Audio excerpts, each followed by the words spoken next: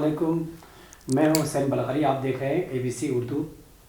میرے ساتھ اس وقت گیسٹ ہے الیکشن کمشنر کا اہم عہدے پر ہے، تو ہم بات کریں گے اس وقت الیکشن کمشنر کا جو الیکشن کے ایڈ ہے، جو گلگت بلتستان کا جو پاکستان کا جو ایک بڑا ایشو چل رہا ہے، جو بھی پارٹی جیتتے ہیں دوسرا جو پارٹی ہار جاتے ہیں اس دھاندلی کا بڑا شور مچاتے ہیں۔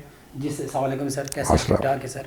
سر یہ بتائیں سر، جو بھی الیکشن میں جو جیت جاتے ہیں پھر جو ہار جاتے ہیں وہ ہمیشہ دھاندلی کا وہ شور مچاتے ہیں۔ سر آپ اس وقت آپ نے دیکھا ہے سر، ایک ووٹ سے گلگت بلتستان میں ایک بہت بڑا مسائل کھڑا ہو گیا تھا پیپل پارٹی اور PTI کا۔ سر آپ اس کے بارے میں کیا کہنا چاہتے ہیں؟ اس میں سب سے بڑی اہم بات یہ ہے کہ ہم نے بھی اس پہ بڑی ریسرچ کیا، اور آپ یقین جانیں ہم بھی اس کے بارے میں بڑے وہ تھے کہ بھی پتہ تو کریں کہ دھاندلی گڑبڑ کہاں ہوتی ہے۔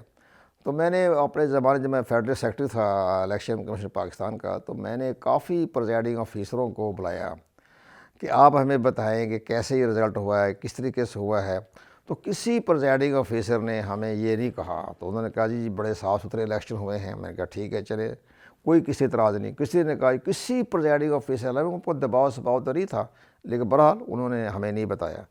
لیکن اب یہ جو ڈسکا کی report I election commission Pakistan نے جو کیا، اس پہ یہ بات ثابت ہو گئی کہ یہ جو دھاندلی ہوتی ہے یہ باقاعدہ ہماری منظم ہوتی ہے، اور یہ بیوروکریسی کے تعاون سے ہوتی ہے۔ باقاعدہ بیوروکریسی تو ہے، وہ اپنی سیاسی جماعتوں سے ملے ہوتے ہیں۔ اب میں نے جیسے ہم نے بھی دیکھا ہے، یہ پاکستان کی بڑی بدقسمتی ہے، اور یہ بدقسمتی دور کیسے ہوگی اس کا ہمیں اندازہ نہیں ہو رہا کب بدقسمتی دور ہوگی۔ وہ یہ ہو کہ ہماری بیوروکریسی جو ہے ان کے تانے بانے سیاسی جماعتوں کے ساتھ ہیں۔ یہ بدقسمتی شروع ہوئی ہے 1985 سے، کہ جب یہ نواز شریف صاحب بنے وزیر اعلیٰ پنجاب بنے یا اس کے ساتھ بنے، تو وہ انہوں نے ان کے طریقہ کار یہ بتایا گیا کہ جی آپ بیوروکریسی کو قابو کر لیں گے تو آپ بڑے مزے میں رہیں گے، بڑا دیکھتے رہیں گے۔ تو یہ 1985 سے لے کر آج تک جتنی بات درمیان میں جتنی بھی سیاسی جماعتیں آتی رہیں، تو انہوں نے اسی فلسفے پر یہ فلسفہ دیا تھا۔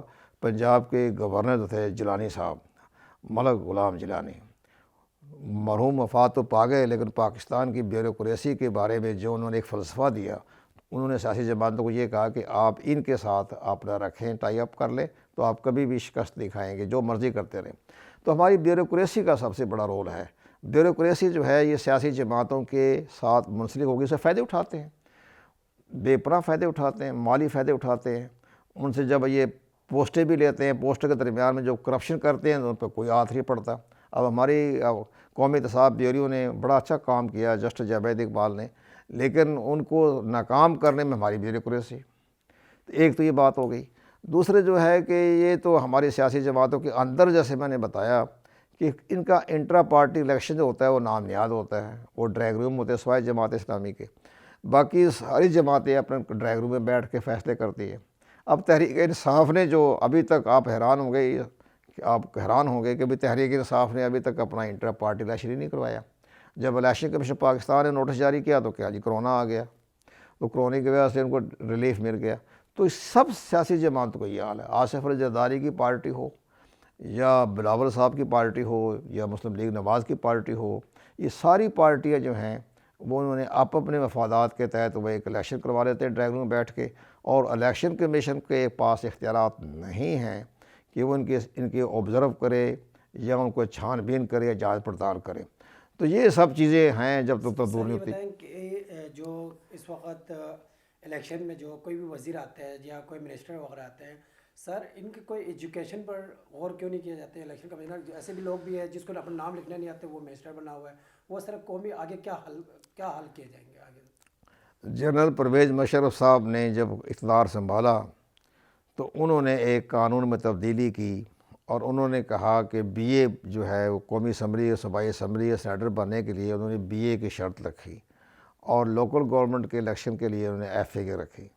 لیکن جب زرداری صاحب کے مفادات ٹکرائے، کیونکہ وہ ظاہر ہے ان کی تعلیمی قابلیت کے بارے میں یا تعلیمی کے جو ہے ڈگری کے بارے میں ابھی اتنے زیادہ خبریں نہیں مل رہی تھی اس وقت، لیکن انہوں نے اپنے سپریم کورٹ آف پاکستان میں تھے جسٹس صاحب حامد ڈوگر صاحب، تو وہاں انہوں نے ایک اپیل کر دی کہ جناب یہ غیر قانونی ہے کہ ڈگریوں کے بارے میں بات کرنا، تو وہ انہوں نے رولنگ دے دی، اور اس رولنگ کے تحت وہ ختم ہو گئی۔ لیکن یہ بہرحال آپ کا پوائنٹ درست ہے کہ اس کو ہونا چاہیے، اس کے جو ہے تو وہ آئندہ جب تک یہ ڈگریوں کا فیصلہ نہیں ہو جاتا تو اس وقت یہ آپ کا انتخابی سسٹم ایسا ہی رہے گا۔ سر گلگت بلتستان میں آپ نے خود دیکھا سر ایک بہت اس الیکشن کے بارے میں بہت ایک بڑا ایشو بنتا ہے، اکثر ہم نے دیکھا وہاں پر لڑائی بھی چلتے ہیں، چیزیں بھی ہوتے ہیں۔